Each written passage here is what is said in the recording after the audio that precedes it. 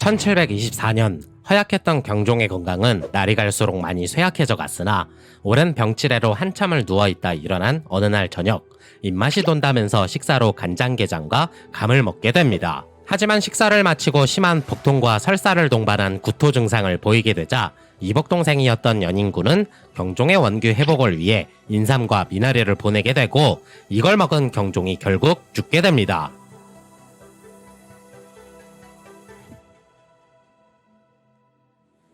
경종은 태어난 지 100일도 안 되던 때에 원자라 하여 왕의 적정자라는 명호를 받게 되는데, 실제로 휘빈 장씨가 정부인이 아닌 후궁 출신이었음에도 장씨를 왕후에 봉함과 동시에 어린 경종도 원자로 정하게 됩니다.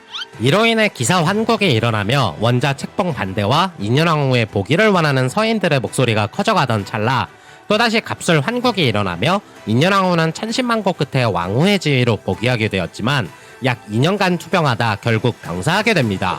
때문에 인현왕후가 죽은 이유는 왕후를 저주한 것이기 때문이라며 숙빈 최씨가 울면서 숙종에게 고하자, 크게 노한 숙종이 왕후를 저주했다는 죄목으로 휘빈 장씨는 사사되었지만 경종은 왕세자로서의 지위를 유지할 수 있게 됩니다. 그래서 경종을 지지하지 않았던 노론은 경종이 즉위할 경우 자신들을 숙청할 것이라 여기어 암암리의 경종 등극에 반대하면서 왕위에 오르지 못하게 노력하였으나, 당시 숙종의 병환이 깊어 경종이 이미 대리청정을 하던 상황이었고 숙종이 승하하자 곧바로 왕위에 오르게 됩니다. 하지만 당시 경종의 몸은 너무 허약한 상태였는데 왕은 다음 후사를 정해 왕위를 이어 국정을 돌보는 데 차질이 생기지 않게끔 했어야 했음에도 경종은 그렇게 하지 못하게 됩니다.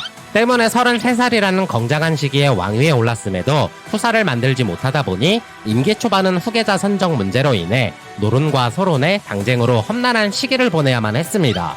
더불어 노론은 경종이 후사가 없고 병약한 상황이니 후사를 정해두어 후대에 다른 논란이 없게끔 만들어야 된다고 주장하면서 선대왕인 숙종 때부터 크게 인정을 받으며 장성한 경종의 이복동생 연인군을 추천하게 됩니다. 경종은 노론의 의견에 동의하며 후사를 먼저 정하는 것이 낫겠다고 판단하여 연인군을 왕세제로 임명하기에 이르고, 그렇게 연인군은 다음 왕위를 잇는 왕세제의 책봉이 됩니다. 그런데 김창집, 이이명, 이건명, 조태채의 노론 4대신은 왕세제 책봉과 동시에 경종의 병약함을 문제 삼으며 더 나아가 왕세제가 대리청정까지 해야 된다고 주장하게 됩니다.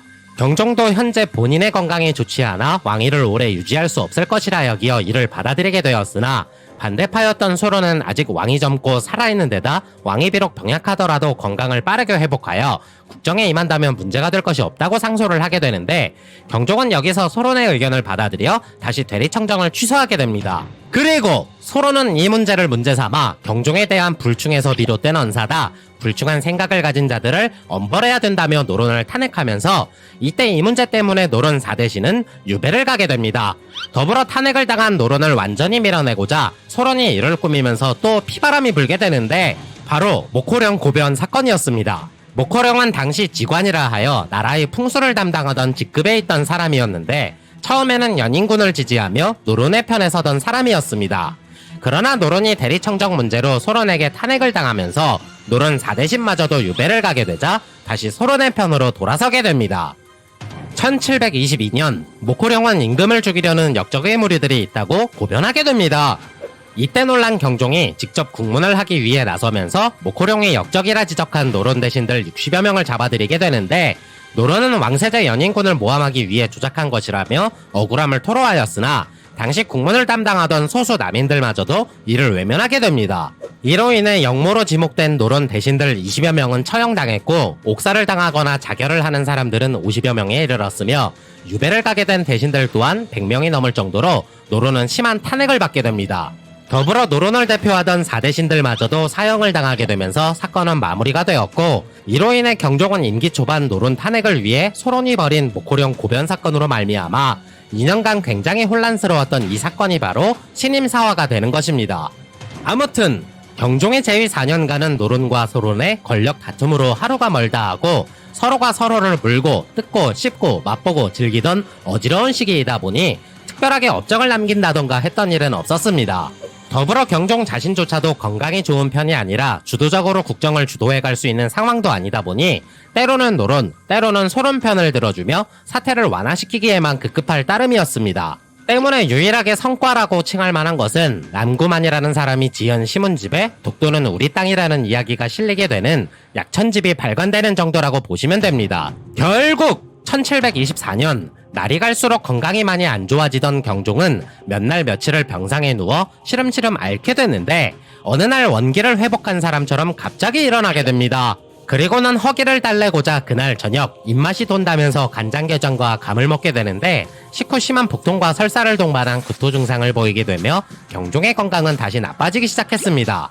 때마침 왕세자 연인공도 경종이 쾌차하고 회복하기 위한 방도로서 인삼과 미나리를 보내게 되는데 이걸 먹은 경종은 결국 사망하게 됩니다. 마침내 아들을 모질게 죽여야만 했던 비정한 아버지이자 조선 21대 국왕인 영조가 등극하게 됩니다. 이번 영상 너무 짧은 것 같아서 그냥 한 13초 정도만 늘리면 딱 6분 30초 되는 것 같아서 아무 말 대잔치 하려고 잠깐 넣어봤습니다. 감사합니다. 영상이 재밌었다면 좋아요와 구독 부탁드리겠습니다.